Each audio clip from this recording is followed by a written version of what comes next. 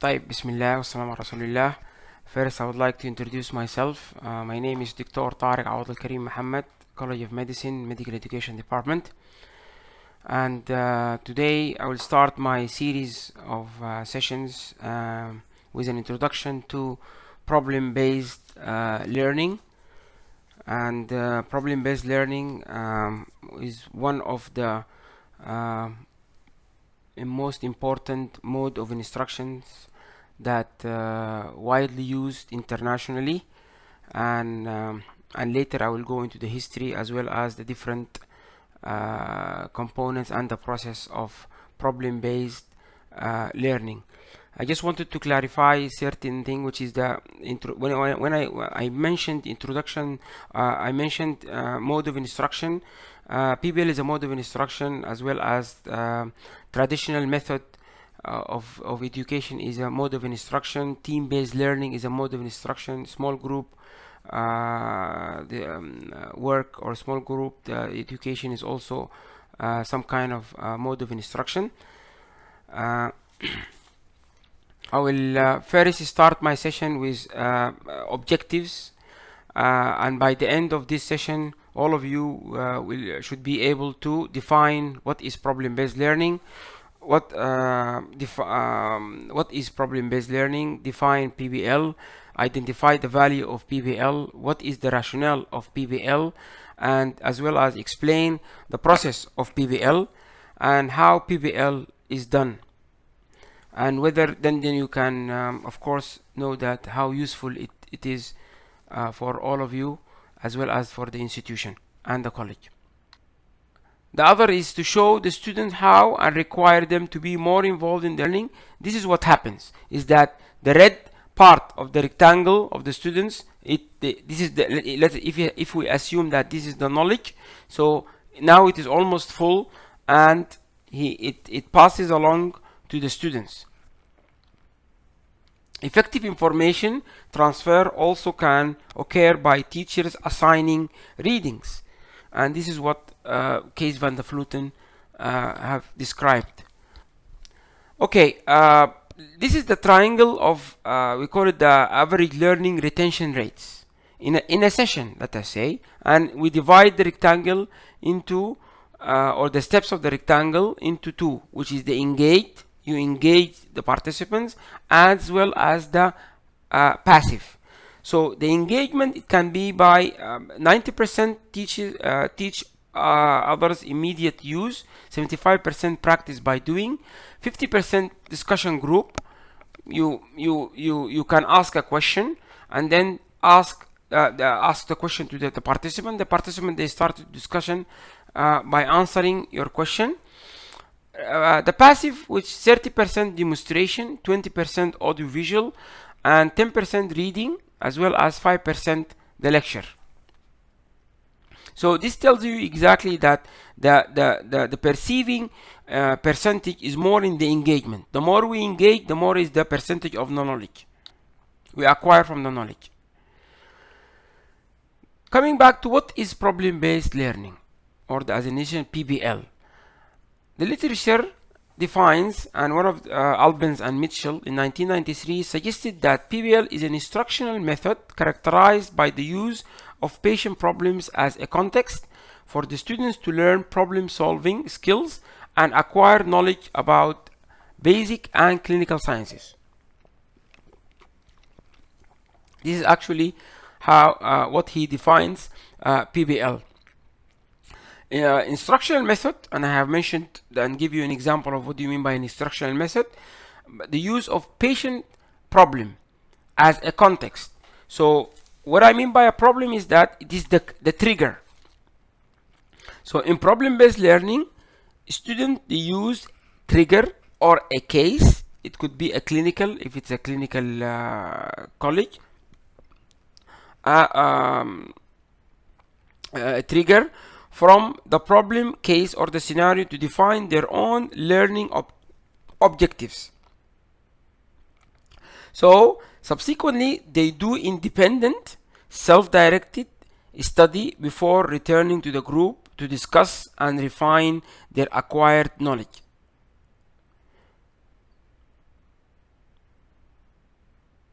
So we have to be very careful, is that it is PBL is not about problem solving. It's not problem solving is another example of an instructional method, by the way.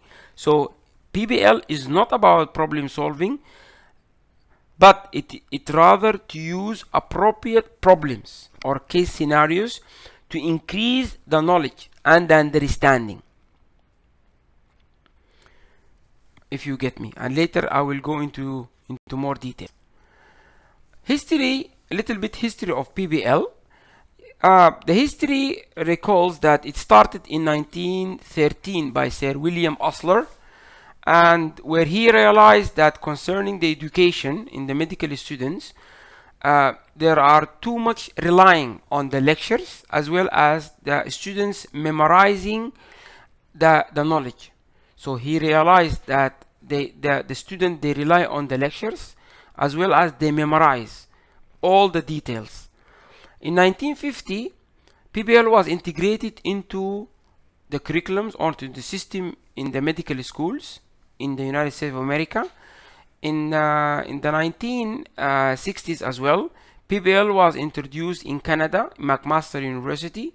In the 70s, USA widely adopted the problem-based learning, and in the 90s, since then, in the 90s, it was introduced into UK in McMaster, Glasgow, as well as Liverpool, in Manchester, I'm sorry, as well as Glasgow and the Liverpool universities. So it's really quite old that it's been adopted in many medical schools, problem-based learning. And the characteristics of PBL, and we have certain points. Learning is driven by challenging, open-ended, ill-structured problems or ill-defined. Students work in a collaborative groups. Students are active learners in the process, and teachers take on the role as facilitators of the learning. Rationale for the PBL: facilities learning of information, develops effective problem-solving skills, develop critical and creative thinking, fosters self-directed and lifelong learning, as well as enhances motivations. Of course, going into really the literature, it is very well defined, the rationale of PBLs, that it develops the effective problem-solving skills by running research onto the graduates of problem-based learning school students, graduates. It proved that it really fosters self-directed and lifelong learning, as well as enhances motivation, and as well as facilitates the learning of the information. Rationale for the problem as well: it develops social skills that enhances professional relations with patients and fellow colleagues, improves communication and networking skills, leading to increased student satisfaction. So simply, really, problem-based learning, it enhances and improves generic skills and attitudes, which is teamwork, recording, cooperating, respect for the colleagues' views, critical evaluation of the literature, self-directed learning, and the use of resources, presentation skills. All those attributes are really engaged in the PBL processes. Okay, we move into my slide where it tells you PBL process, the 11 steps. The 11 steps is one of the steps, and I will give an example of two main steps, are the 11 steps as well as the 7 steps. The 11 steps, it consists of the certain sessions. Session 1, and what do we do exactly in session 1? So what do the students do in session 1, or the activity in session 1? Identify the cues, and identify the cues here I mean by the keys of answering the case, problem formulation, hypothesis generation, analyzing the problem, and as well as hypothesis organization, formulation of learning objectives.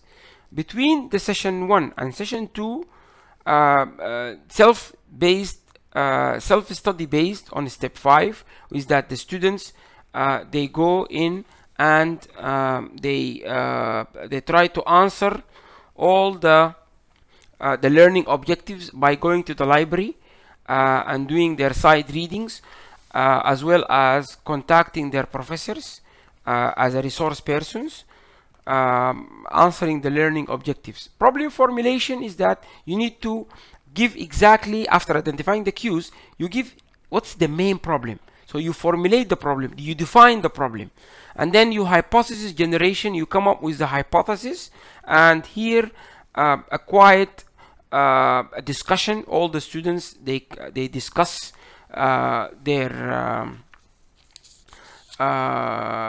thoughts and their views, of course respecting all the views of each other, as well as, or let us say, brainstorming. We can also mention as brainstorming.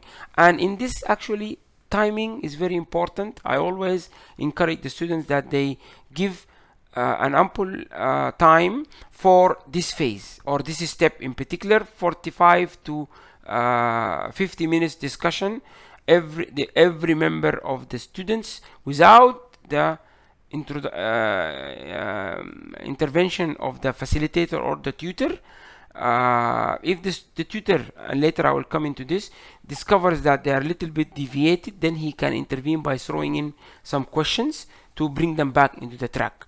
And then hypothesis organization. Of course, they try to organize their hypothesis or their learning, the one that they generated, because of course there many things can arise, such as the things that are, it could be irrelevant somehow. So we only put in the things that are important, and then of course formulating the learning objectives. They need to formulate the objectives in a more smarter way, and then they break in for the self-study in step 5. And the picture in front of you, or the slide, it tells you this is how, in a rounded table, the students are represented by the orange figure, and then the tutor is the green one. You see, even the way he sits is not in the is not chairing the discussion. He's on the side facilitating, and the students are on the orange around the table. And they discuss what do they know, what they need to know, and they discuss the list of the learning issues, as well as organize who does what. And it happens exactly in session 1, in a more like a discussion, a healthy discussion session. Session 2, when it starts, the chairperson opens the discussion by welcoming, of course, the members of the group of the students, review of learning topics, report on the learning objectives, and then inquire, plan, and information for gathering from the patient data. And I mean here by the patient data is that the aids, or the thing that help the support the students to come up with their final diagnostic decision, such as the laboratory investigations, the patient history, the age, the family history, the clinical investigation, CT scan, images, X-ray, ultrasound, ECG, blood work, all those, we call it as patient data. And then comes in the diagnostic decision. What exactly is the diagnosis of the case or the problem? Again, this is reflected onto this slide, how the discussion by the arrows, the red arrows, it is all over, and the tutor is somehow here. He can ask questions, not much, of course. They will do answering the learning objective. The students are engaged with each other. Each is reporting his learning objective, the anatomy, the biochemistry, the pharmacology, engaged with the pathophysiology, as well as the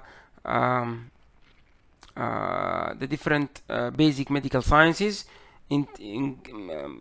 hybrid with the with the clinical sciences. Session 3, and in session 3 here, we review of the learning topics. So review of the learning topics from session 2, management and identification of the research question.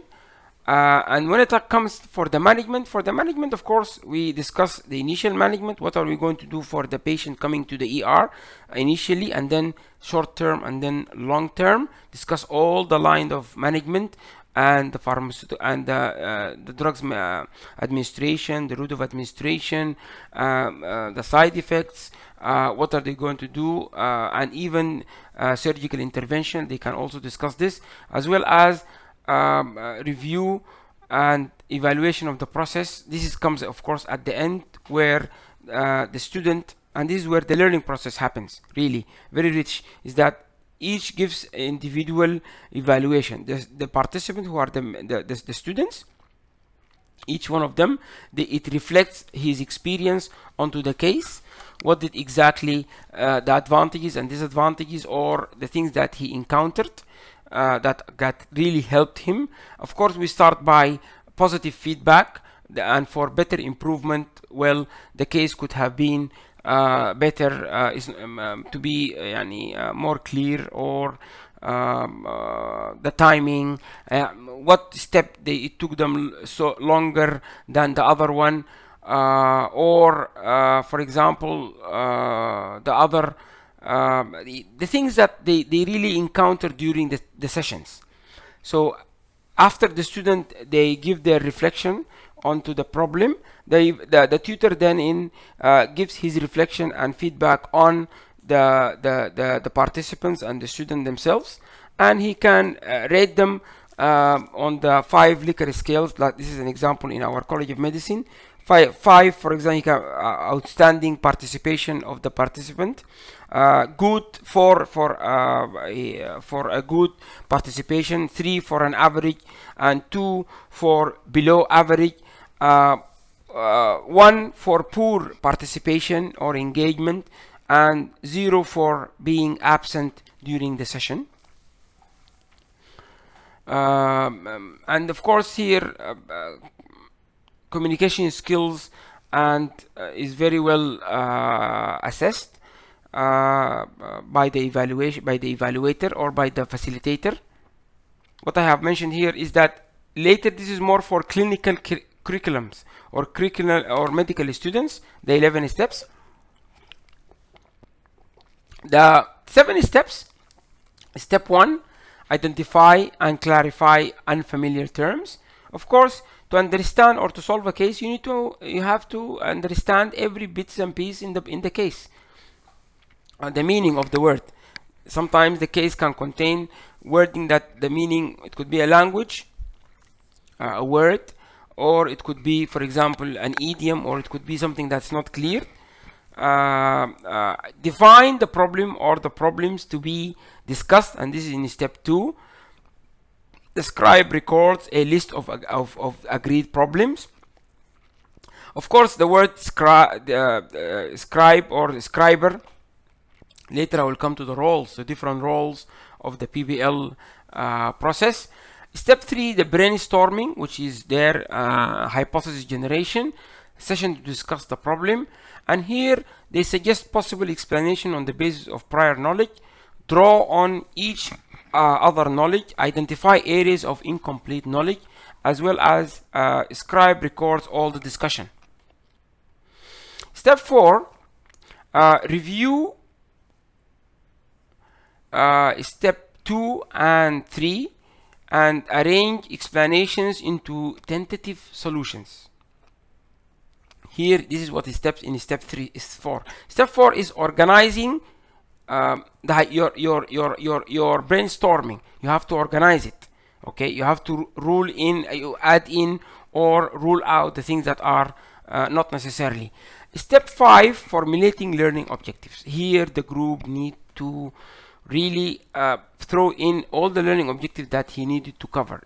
is, for example, to answer the case, he needed to know the basics of anatomy, embryology, pharmacology, biochemistry. If he wanted really to explain a case, for example, of hypertension, how the blood circulation works, how what's the organ of the heart consists of, the anatomy part, the physiology part. So this is you need to list in the learning objectives. The group reaches consensus on the learning objectives. The tutor here ensures learning objectives are focused, achievable, comprehensive, as well as appropriate. So they need to implement the SMART learning objectives method. Is that they need to be achievable, comprehensive, and appropriate, as well as focused and timely manner. The private study, this is where the student, they break in, they go for the library or for the resources, and then all students, they gather information related to each other objectives. I always, in this part, I encourage the student that they need to meet, but outside the session timing, so that they can discuss, and they do their side readings, and then to answer their learning objectives. Step 7, this is the last step. Here the group shares results of the private study. Students identify their learning resources and share their results. And here the tutor checks learning and may assess the group also when it comes for if they are stuck on something. He can help. This is their final step in steps in the process of the 7 steps. Key elements in PBL. The most important key elements in a PBL session is the tutor, the problem, as well as the students. So look, as in front of you, they are intersection with each other.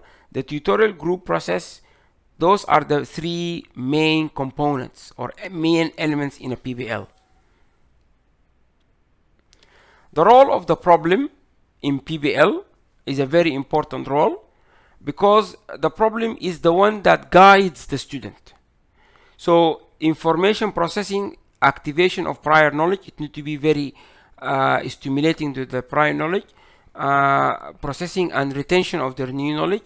The problem, it needs to be encourage problem solving skills, as well as integrative thinking. It has to be very very stimulating, self-directed learning, motivation for learning, and integrative thinking.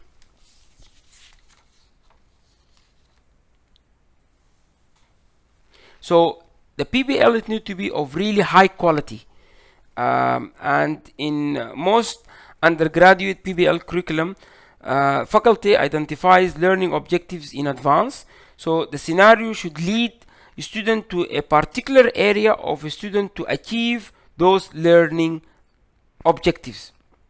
And we in the medical education, we have certain guidelines of how to create a problem or a very high quality problem, and I don't want really to get into this, because this is really a different area of how to create a very high quality PBL. But the most important, that it needs to be stimulating to the students' prior knowledge. It needs to address the main objectives or the theme of the week in the curriculum of the block or of the block. Who is the PBL tutor? And this is quite important. A person who facilitates learning of the students in a PBL tutorials is known as a tutor, or he could be a facilitator. Strictly adheres to the PBL process. It is not a lecture. So the tutor or the facilitator is not coming in to give a lecture about the case. He needs to facilitate the case. Does not convey information. He should not offer or contribute in the giving information, especially in unnecessary steps of the PBL. So he really need to stick so hard to the PBL steps, whether it is 11 steps or the 7 steps.